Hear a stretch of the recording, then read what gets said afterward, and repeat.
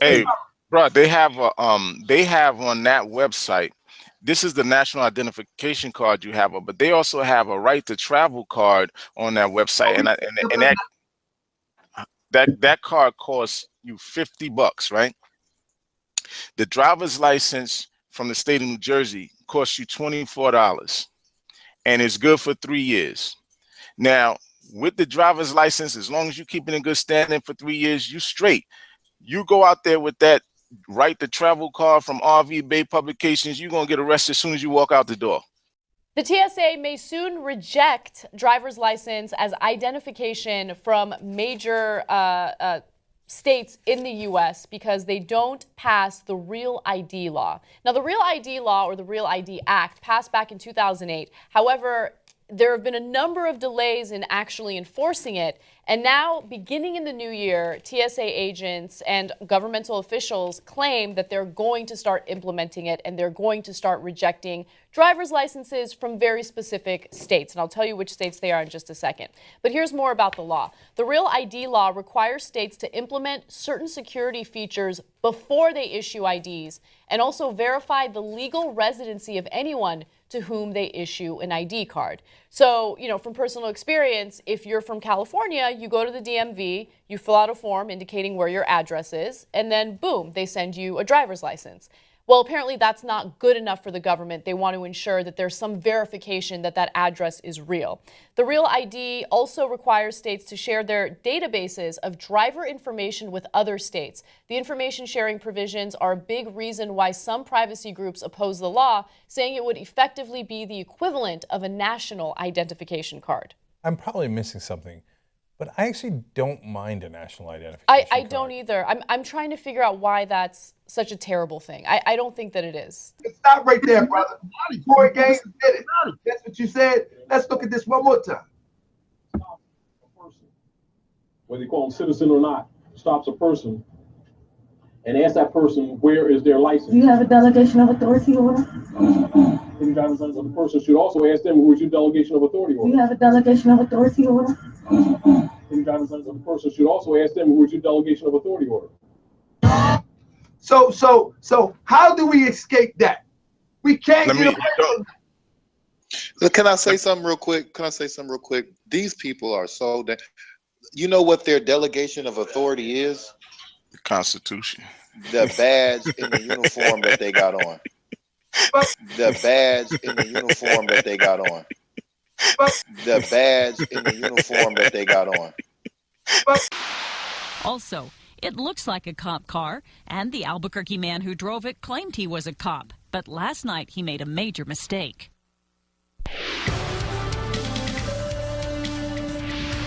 Good evening. Guns, vests, and a car rigged with emergency lights. He had everything he needed to be a cop. There's just one problem. He is not a cop. So you can imagine it did not go over very well when he tried to pull over an undercover sheriff's deputy. Here's News 13's Ian Schwartz. Dick, we talked to the man's stepfather tonight, and it's apparent his stepson always wanted to be a cop. Well, now he knows what it's like to ride in a real cop car. Unfortunately, he had to do it in the back seat with cuffs on. This is what's left of the fake patrol car after deputies stripped it. He made us believe that he was a police and had his lights flashing often in the front of the house. Deputies say 35-year-old Orlando Jaramillo had it customized, running up a tab of more than $20,000 with a local company that outfits real cop cars by fooling them into believing he was with the sheriff's department. You know what their delegation of authority is? The Constitution. The badge in the uniform that they got on. When Jaramillo didn't pay up, the owner called BCSO and found out that Jaramillo was a phony. His first big mistake, he used his real name and his real address. Deputies started watching Jaramillo, even watched him turn his police lights on so he could speed past traffic and through a red light. Then they lost him.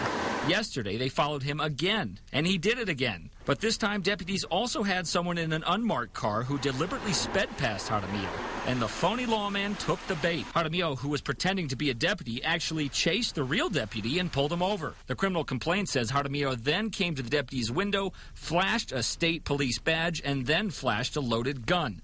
Jaramillo's neighbors say they're not surprised. And tried to be like the hero in the neighborhood. Whenever there was chaos or someone breaking into a car, he tried to play it off like he had everything under control. In the criminal complaint, the undercover deputy said he felt very threatened by the way Jaramillo showed his gun, and that if he didn't have backup right there, he might have shot Jaramillo. Back to you. Okay, Ian, deputies found guns, ammo, bulletproof vests, and tasers in Jaramillo's car in his home. He is still behind bars tonight, charged with fraud, false imprisonment, and aggravated assault with a deadly weapon. When they walk up and they have that badge, whether if they work for the county, that's the sheriff they represent the sheriff who has delegated and commissioned them to represent him as a deputy of law. Everyone commissioned by the sheriff under his authority is a deputy working off of his authority. And then if you're a city cop, everyone has been given authority through the mayor and been commissioned through the commissioner who's appointed by the mayor. So their delegation of authority is the badge. Later, I'm at 45th and Washington. New tonight at 10, here's a look inside the car of an accused fake cop, outfitted to look just like a police cruiser. The irony in this case, Robert Montoya was arrested after trying to stop an undercover officer. And we've uncovered this isn't the first time his car looked an awful lot like a cop car. 7 News reporter Sally Mamdou is live. And Sally, police say he did a good job trying to look like a real cop. That's right, Eric, and we're right here where he was busted or pulled over, right here at Park Avenue and Blake Street, where this man right here, Robert Montoya, was pulled over for trying to pull over a real cop while riding in his fake car. It takes one to know one. The vehicle itself, from the exterior to the interior, mimic an actual police car. But Denver PD Commander Paul Payson says his detective riding in his undercover car knew this police car lookalike trying to pull him over wasn't the real thing. So he radioed in for help. I am police impersonator. I'm at 45th and Washington. Can I get a cover car this way? The car is later stopped here. Police found that behind the fake car is wannabe cop Robert Montoya, who police say probably spent a ton of money trying to turn his gray Impala into an unmarked police car. We were astonished to see the lengths that this individual had taken to try to replicate what it is that a police car would look like. And we found this wasn't Montoya's first time playing cop. In 2009, he was ticketed in Adams County for driving with illegal emergency lights and an expired license plate. He pleaded guilty to the expired plates, so the DA dropped the other charge. We tried to get answers from Montoya, but no one answered at his apartment. Some of his neighbors, too scared to talk on camera, told us even they thought he was an undercover cop and have seen him carrying a taser and a gun. It's why police are glad it's game over. He had bad luck as far as choosing a vehicle to pull over, and our luck couldn't have been better. Now Montoya's car that you're looking at right now won't be on the road anymore, all thanks to a city ordinance that allows for cars that are seized in cases like this to be called a nuisance and destroyed. Now, police have a message for concerned residents that are watching our story tonight.